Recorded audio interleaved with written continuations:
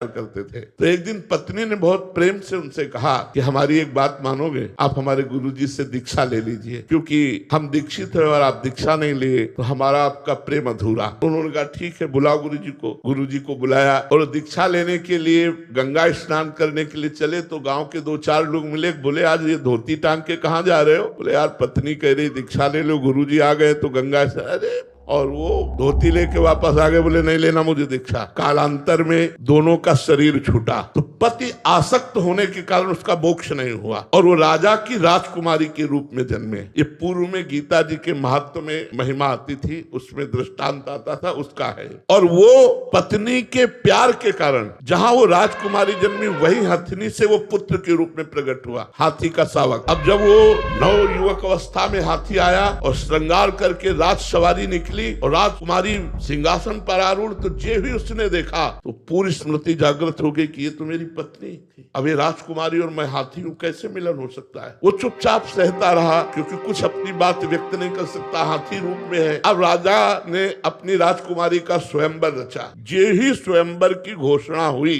तो उसने खाना पीना सब छोड़ दिया। वो बहुत ही सुशोभित हाथी के रूप में था। राजा को सूचना पहुंची, राजवैद्यों ने देखा, बोले कोई रोग नहीं। राजकुमारी विज्ञान संपन्न थी क्योंकि भजन करती थी। उसने कहा इसकी औषधि मेरे को पता है, मुझे एक बार इसके समीप जाने दो। नजदीक गई और कान में कहा था गुरुदेव को वरण कर लो। नहीं वरण किया ना तो हाथी की योनि को प्राप्त हुए। सकुचाओ मत, तुम्हारे गले में जयमाला डालूंगी। सकुचाओ मत, स्वयंवर में तुम शोभा के लिए खड़े किए जाओगे और मैं तुम्हारे ही गले में माला डालूंगी और इस जन्म में इतना भजन करूंगी कि आगे जन्म में हम फिर दोनों मिलेंगे। उसने ऐसा ही किया। भजन के प्रभाव से अपने पति को हाथी की योनि से मुक्त करके अगला जन्म फिर मनुष्य का हुआ।